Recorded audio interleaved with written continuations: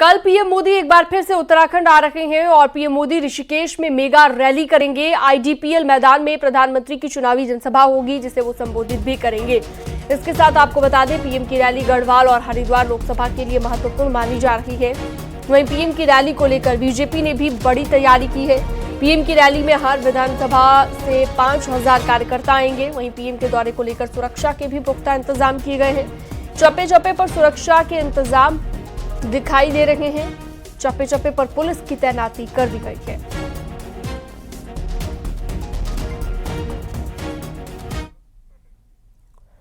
वहीं मुख्यमंत्री पुष्कर सिंह धामी ऋषिकेश पहुंचे हैं, जहां पर सीएम कल होने वाली पीएम मोदी की मेगा रैली की तैयारियों का जायजा ले रहे हैं। ऋषिकेश में आईडीपीएल मैदान में पीएम मोदी की जनसभा होगी, जिसकी तैयारियों का जायजा खुद मुख्यमंत्री ले रहे हैं, जैसा कि आप इस वक्त तस्वीरों में भी देख पा रहे हैं।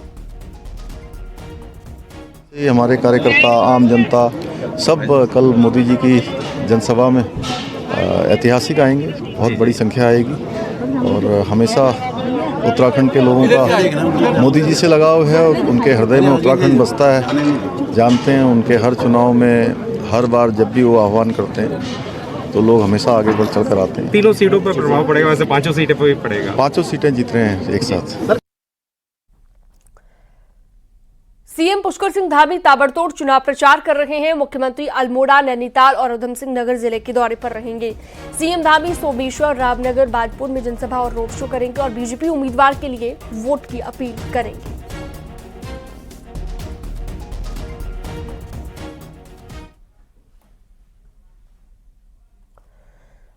कांग्रेस के सीनियर लीडर और पूर्व सीएम हरीश रावत ने लोगों से आर्थिक मदद की अपील की है। हरीश रावत ने सोशल मीडिया पर संदेश लिखा, क्यूआर कोड भी पोस्ट किया गया।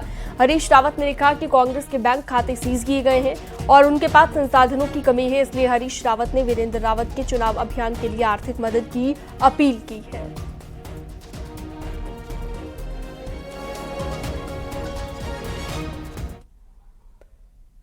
इलेक्शन और पॉलिटिकल एक्सपर्ट प्रशांत किशोर ने चुनाव के बाद कांग्रेस नेता राहुल गांधी को ब्रेक लेने की सलाह दी है और पार्टी का काम किसी और को सौंपने की सलाह दी है। उत्तराखंड कांग्रेस के नेताओं ने प्रशांत किशोर को यह कहते हुए कोसा है कि उत्तराखंड में पार्टी को बर्बाद करने वालों की सलाह की किसी और को जरूरत है।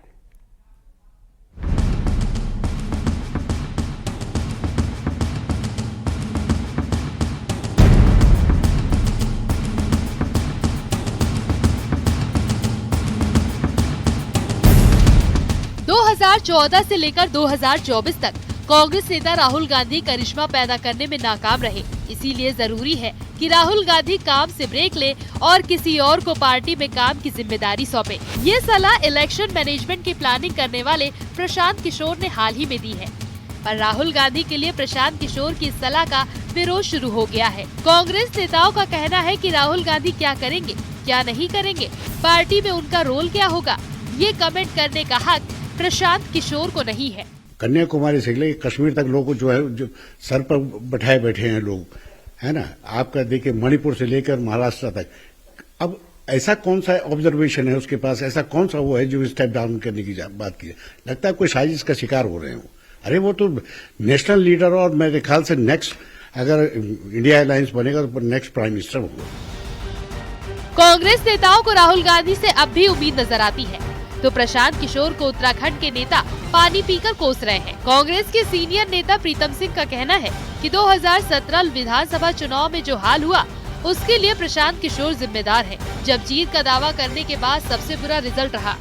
लेकिन जहां नेगेटिविटी होती है वहां पर तो कुछ करने में कामयाब नहीं, बिल्कुल पूरी तरीके से फेल हुए। उत्तराखंड राज्य में उन्होंने जब कहा था कि सरकार बनने जा रही है कांग्रेस की, हमारी स्थिति क्या हुई। तो प्रशांत किशोर क्या कह रहा है क्या नहीं कह रहा, उसको संज्ञान लेने की आवश्यकता नहीं। कांग्रेस नेता प्रशांत किशोर ने राहुल गांधी को ब्रेक लेने की सलाह तो दे दी, लेकिन उत्तराखंड में एक्सपर्ट बनकर पार्टी को बर्बाद करने वाले प्रशांत किशोर की सलाह राहुल गांधी तो दूर, कांग्रेस नेता भी सुनने को तैयार नहीं। दीपांकर भट्ट, न्यूज़ 18, देहरादून।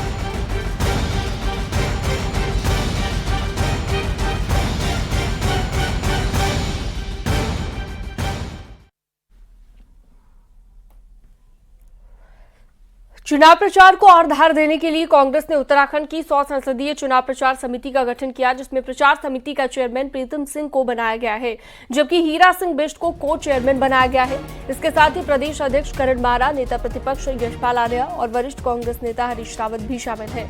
कांग्रेस इन नेताओं के जरिए छोटी नुक्कड़ सभाएं भी करवा रही है, जिससे जनता के बीच आसानी से पहुंचा जा सके और जनता से सीधा संवाद किया जा सके। प्रचार समिति में कई ऐसे नेता शामिल हैं जो लगातार बूथ स्तर पर जाकर कांग्रेस के लिए प्रचार में जुटे हुए हैं।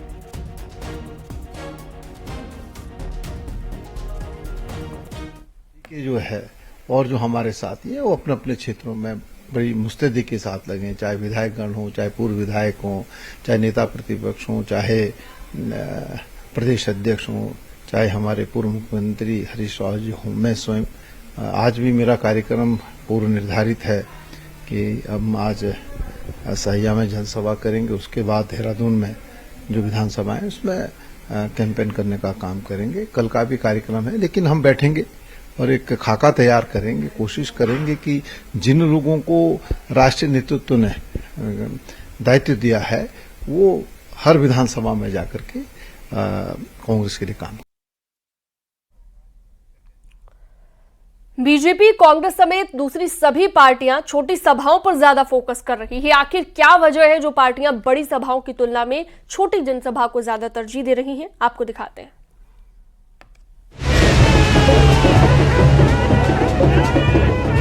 चुनावी बयान में जगह जगह पर नेता छोटी सभाओं के जरिए जनता के बीच जाते नजर आ रहे हैं। बीजेपी और कांग्रेस दोनों ही दलों ने अपने अपने टारगेट सेट कर लिए हैं, जिसमें दोनों पार्टी नुक्कड़ सभाओं के जरिए लोगों को अपने अपने प्रत्याशियों को जिताने की अपील करते दिखाई दे रहे हैं। बीजेपी ने 7000 नुक्कड़ सभाओं का टारगेट तय किया है। पार्टी का दावा है कि 90% नुक्कड़ सभाएं हो चुकी है। वहीं कांग्रेस ने 1000 नुक्कड़ सभाओं के जरिए जनता तक पहुंचने का लक्ष्य निर्धारित किया था और 600 से ज्यादा सभाएं गांव-गांव में कर ली है। पथ सभाएं, प्रत्येक शक्ति केंद्र पर एक पथ सभा करने का आयोजन किया था और 90% हमारे 2800 शक्ति केंद्र उत्तराखंड में हैं, तो हमारी लगभग 2500 से अधिक पथ सभाएं हो चुकी हैं। इसके अलावा हमने अधिक से अधिक स्थानों पर नुक्कड़ सभाएं भी करने का कार्यक्रम आयोजित किए हैं। ये लगभग 1000 सभाओं का हमारा प्रस्ताव है। 1000 सभाएं हम करेंगे, छोटी सभाएं, जिसमें से 600 में लगभग अभी तक जनसंपर्क अभियान हमारा पूरा हो गया है विभिन्न ब्लॉकों में, और बाकी में बचे हुए को हम 2-3 दिन में निपटाएंगे। वहीं इन सभाओं का मकसद है कि ज्यादा से ज्यादा लोगों तक पहुंच और दोनों पक्षों का आमने सामने इंटरेक्शन किया जाए, ताकि लोगों के मन की बात उसी समय टटोली जा सके।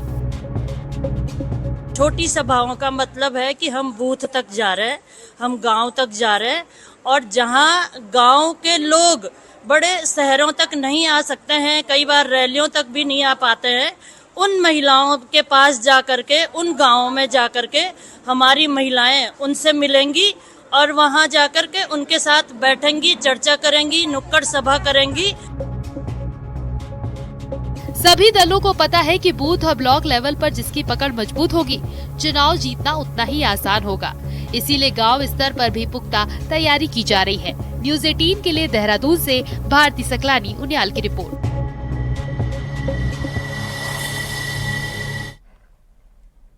लोकसभा चुनाव में लोगों तक पहुंच के लिए नेता टेक्नोलॉजी का ज्यादा से ज्यादा इस्तेमाल करते दिख रहे हैं। सोशल मीडिया पर नेताओं की रैली, जहां पर लाइव स्क्रीनिंग हो रही है, टीजर और प्रोमो पर पॉलिटिकल पार्टीज का खासा तौर फोकस है।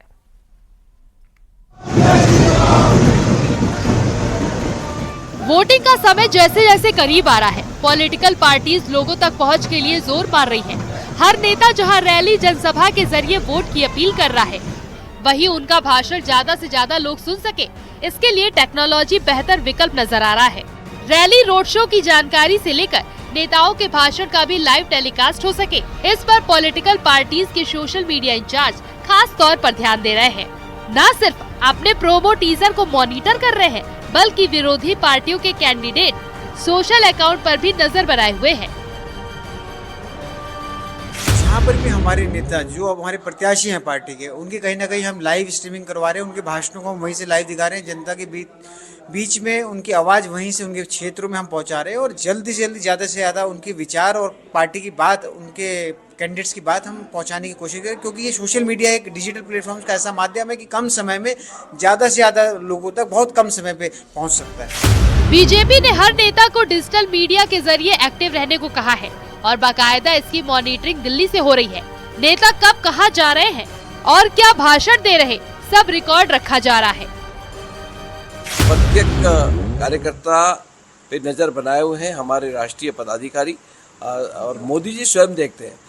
बड़ी ताजुब की बात ये भी है कि हमारी मॉनिटरिंग राष्ट्रीय अध्यक्ष जी लगातार कर रहे हैं, हमारे प्रदेश के अध्यक्ष जी लगातार कर रहे हैं।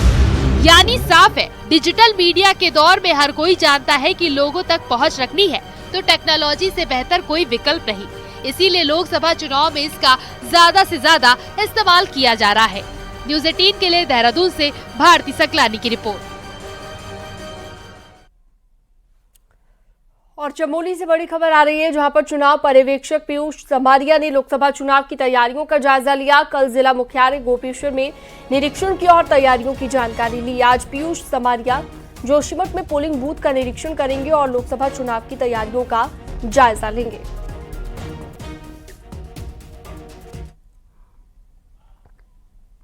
पिथौरागढ़ में लोकसभा चुनाव के बहिष्कार का ऐलान थमने का नाम नहीं ले रहा है। अब सैनिक क्षेत्र को शिफ्ट किए जाने की मांग को लेकर ग्रामीण मतदान से दूर रहने की चेतावनी दे रहे हैं।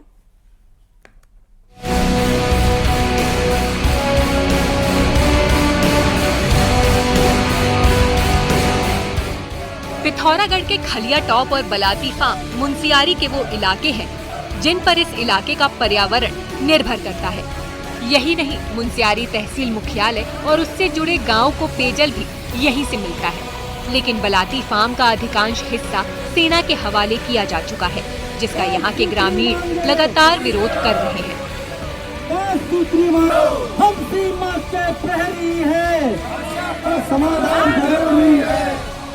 कोई कार्रवाई नहीं होने से नाराज 25 गाँव के लोगों ने लोकसभा चुनाव के बहिष्कार का ऐलान किया है कि भारतीय सेना को इस इलाके से शिफ्ट किया जाए, लेकिन हमारी मांग को आज तक अनसुना किया जा रहा है। इसलिए 25 ग्राम पंचायतों ने यह तय किया है कि इस बार के लोकसभा के चुनाव में हम अपने मत के अधिकार का प्रयोग नहीं करेंगे। 25 गांवों में 12,000 से अधिक वोटर हैं। ग्रामीणों ने ये भी तय किया है कि 12 अप्रैल से वे गाँव में बहिष्कार के पक्ष में प्रचार भी करेंगे। असल में मुंसियारी के खलिया टॉप और बलाती फार्म जैव विविधता से भरे क्षेत्र हैं, लेकिन मानवीय हस्तक्षेप बढ़ने से ये खासा प्रभावित हो रहे हैं। ग्रामीणों के विरोध को देखते हुए अब प्रशासन भी एक्टिव मोड में आ गया है। ये अभी हम लोग को ये सूचना प्राप्त हुई है कि वहाँ पे चुनाव बहिष्कार की बातें चल रही हैं, तो इसके लिए हम लोग पूरा एक फुल टीम भेजेंगे। जो भी इश्यू है उसको हम लोग सॉर्ट आउट करने का प्रयास करेंगे। पहाड़ों में जरूरी सुविधाओं के लिए चुनाव बहिष्कार एक हथियार बन गया है, लेकिन इसके लिए भी हमारे नीति निर्माता ही ज्यादा जिम्मेदार है। बिजली, पानी और रोड जैसी जरूरी सुविधाओं से महरूम कई गाँव पहले ही बहिष्कार का ऐलान कर चुके हैं, लेकिन एक साथ 25 गाँवों के बहिष्कार का ये पहला मामला है। न्यूज़ 18 के लिए पिथौरागढ़ से विजय वर्धन उप्रेती की रिपोर्ट।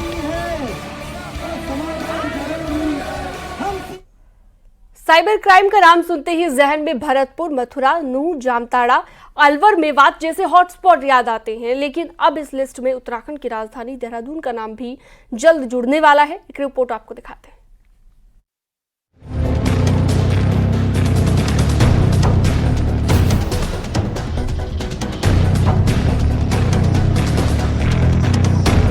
बीते 3 सालों में उत्तराखंड एसटीएफ ने विदेशियों से फ्रॉड करने वाले 1 दर्जन कॉल सेंटर्स पर छापेमारी कर उन्हें बंद करवाया।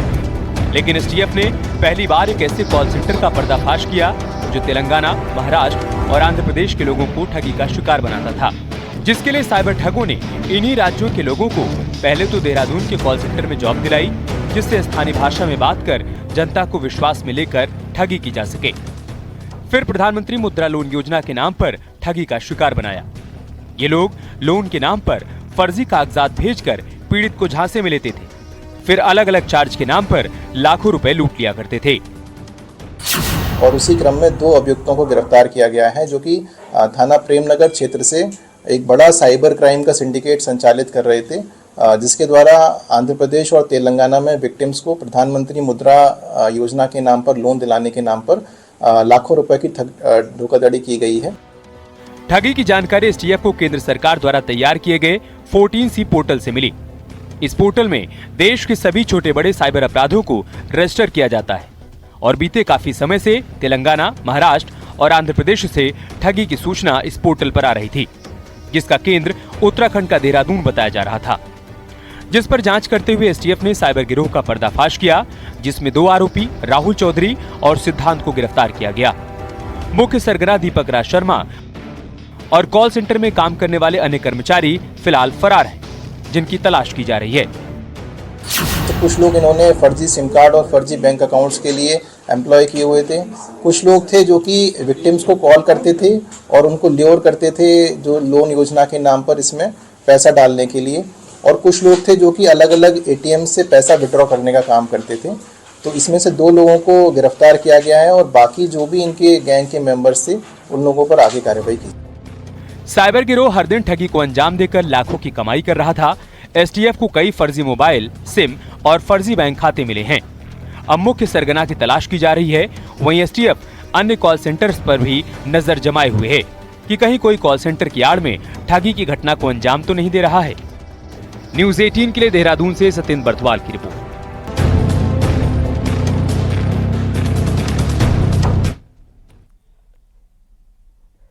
रुद्रप्रयाग में केदारनाथ पैदल मार्ग पर कुबेर गदेरे के पास ग्लेशियर खिसक कर आ गया, जिससे पूरा मार्ग बाधित हो गया। हालांकि इस दौरान यहां पर कोई भी नहीं था और किसी तरह का कोई नुकसान नहीं हुआ, लेकिन मार्ग पर अभी भी कई जगहों पर खतरा बना हुआ है।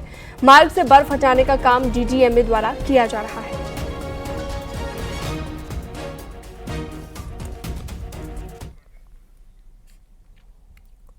और अब एक नजर डालते हैं पहाड़ की 10 बड़ी खबरों पर फटाफट अंदाज में। विकासनगर के कुल्हाल चौकी के पास यमुना नदी में डूबने से एक लड़की की मौत हो गई। एसडीआरएफ ने लड़की के शव को नदी से निकाला। रुद्रप्रयाग के जखोली ब्लॉक में धारकुंजी गांव में एक महिला पर अचानक भालू ने हमला कर दिया। महिला को घायल अवस्था में जिला अस्पताल भर्ती कराया गया। उत्तरकाशी के मुखेम रेंज और यमुना घाटी के अपर यमुना वन प्रभाग के जंगल में लगातार आग की घटनाएं सामने आ रही हैं, जिससे लगातार वन संपदा को नुकसान हो रहा है। नैनीताल में आपदा के समय एनजीटी और हाईकोर्ट के आदेश का पालन नहीं होने पर हाईकोर्ट ने नोटिस जारी किया है। जल्द ही जवाब दाखिल करने के लिए कहा गया है। हरिद्वार से बीजेपी के लोकसभा प्रत्याशी त्रिवेंद्र सिंह रावत ने पत्रकारों से संवाद किया और विकास के मुद्दों पर जुड़े सवालों का जवाब दिया। केंद्रीय मंत्री जनरल वीके सिंह ने कोटद्वार में पूर्व सैनिक सम्मेलन में हिस्सा लिया और कहा कि इस बार बीजेपी 400 सीट से ज्यादा जीतने जा रही है। एनडीए गठबंधन की लोक जनशक्ति पार्टी उत्तराखंड में संगठन का विस्तार कर रही है। हरिद्वार में पार्टी के SC/ST विंग के नवनियुक्त प्रदेश अध्यक्ष उदयवीर सिंह का कार्यकर्ताओं ने स्वागत किया। काशीपुर के प्रसिद्ध जाति मेले का शुभारंभ हो गया है। 5 मई तक चलने वाले मेले में दूर दूर से मां बाल सुंदरी के दर्शन करने लोग पहुंचते हैं। हिंदू नववर्ष के मौके पर अल्मोड़ा में राष्ट्रीय स्वयंसेवक संघ ने पथ संचलन किया और भारत माता की जयकारे लगाए। नवरात्र में हरिद्वार के माया देवी मंदिर में श्रद्धालुओं का तांता। 52 शक्तिपीठों में से एक है माया देवी मंदिर।